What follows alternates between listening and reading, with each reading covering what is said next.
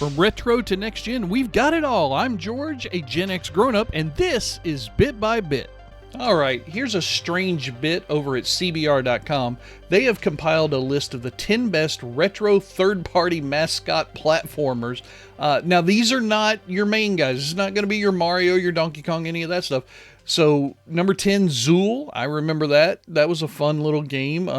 Bubsy. I never played that, obviously. James Pond, I definitely remember seeing that game. Battletoads, of course, everybody knows about the infamous Battletoads and how difficult it was. A lot of people say it was easier as a single player. They go on and on. Croc Legends. I'm not going to tell you the number one. Here's Arrow the Acrobat. Didn't ever play that. But if you're interested in learning a little bit more about some AAA games, I guess, or not the classics, go check this out over at CBR.com. Here's a crazy bit from Crack.com. It turns out we almost got a Naked Gun video game, of course, until OJ happened. Just recently, unfortunately, we lost Jim Abrams. He was the Abrams in Zucker Productions. Airplane, Hot Shots, all that stuff. Top Secret, I think, was one of theirs as well. And, of course, the Naked Gun series. They go on in this article to talk a little bit about how at that time there was a company, where was it here? They were going to, British game developer Perfect Entertainment had gotten the rights for the Naked Gun, like, in the 90s, and they were going to release this in late 1997, of course.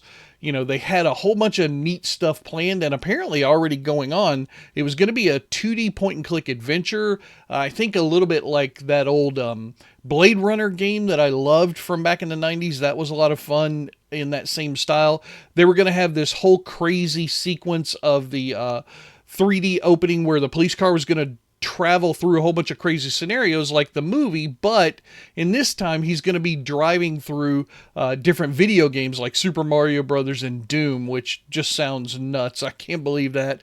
Their article also has some great YouTube clips that you can go take a look at while you're there. I guess there was going to be another scene where they were going to kill off the Loch Ness Monster Yeti and the first alien contact, Frank Drebin was, but he wasn't going to notice. You guys have seen the movies, I'm sure, so you probably know how that probably would have played out. Like he goes on to say, it wasn't exactly missed, but it still would have been a great game to play if you were a fan of the Naked Gun franchise, until, of course, the O.J. Simpson issue happened. I guess there was a Naked Gun video game that came out a little bit later called Naked Gun ICUP in 2012 for iOS and Android. I've never played it, but it apparently features Frank Drebin Jr., who spends his day randomly murdering birds. But the only one from the movies, the only character from the movies to be in that game is Norberg, who was played by O.J. Simpson, just, like 2 decades later, I guess. But anyway, this is a great little article. If you're interested in the history of it, go check it out. It's well worth a read.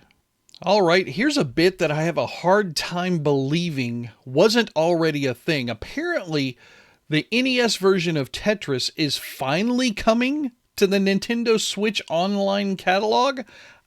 Why was this not already there? I have a Nintendo Switch. I've talked about it on these episodes in the past. I don't subscribe to the Nintendo Switch Online, but this is a title that could have made me sign up for it, possibly, had I known about it or wanted to investigate further. It comes out on December 12th. I'm still totally flabbergasted that this hasn't already been there. It's their own damn game. Why would they not have this in that platform to get more people to subscribe to it? I mean, I know there's been a lot of controversy about NSO having free games or not free games and all that stuff. I'm not even talking about that right now. Just have one of your biggest games in the platform. I don't understand it. It's a retro gaming platform. The NES is a retro console. Tetris is arguably one of its most popular titles. Why would you not already? Anyway, December 12th, if you have a Switch and you already have NSO, you're going to have a lot of fun. If you don't have Nintendo Switch Online, you might want to go check it out, because this might be worth subscribing to just to get to play NES Tetris. All right, quick on the heels of that last bit from RetroDodo.com, here's one from TimeExtension.com, where apparently some people are not happy with the Nintendo Switch Online's emulation system. I guess they're saying it's really horrible. This article cites a guy named Valtar. I don't know how to say it, and you guys know I mispronounce stuff all the time in these videos, as you guys have reminded me. Apparently, what was it? Taito was what I was supposed to say in the last episode, not Tato, or however I said it. I apologize. Didn't mean to upset anybody, but this guy, he's apparently a pretty big engineer and modder in the community. He's worked on stuff like this Wii U NAND Aid and the SNES Edge Enhancer. And I guess, according to a tweet that he put out, or whatever they're calling them, an X, what are they calling these things now? Anyway, he said he was recuperating from some health issues, and he played stuff for the NES and SNES on emulation on Switch, and he said it was terrible. He says you can't play games like R-Type or Gradius. I mean, I don't know. Like I said, I've talked about this a lot. I haven't played it yet. I guess I need to quit talking about it and just go subscribe to this thing and try it out for myself, so I have a little bit more knowledge. But yeah, there's more people jumping in on this article and agreeing with him, saying that an FPGA is better because it's hardware versus software. We've talked about that in the past on our channel. There's some people that are commenting it's funny that a $40 Linux handheld can do a better job than a paid service from Nintendo. That's pretty harsh right there. Nintendo's supposed to be pretty good at this stuff, and apparently some people think they're not doing a good job. If you're interested in learning a little bit more, go check this article out. All right, here's a quick bit from notebookcheck.net. I guess the Thing Remastered is coming out on December the 5th. This is a remaster of a 2002 game, apparently, that came out, Xbox, I think, some different platforms, PlayStation probably. I never knew about this game, but it's apparently a direct sequel to the 82 horror movie, John Carpenter's The Thing. It follows Captain Blake and a U.S. Special Forces group, I guess. I think it's supposed to be a third-person shooter.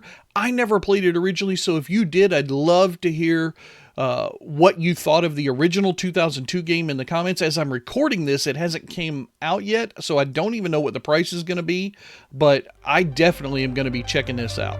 That's going to do it for the news making headlines in the gaming world right now. I am George, and if you want to see more, hit that subscribe button, and I'll keep on bringing you the news bit by bit.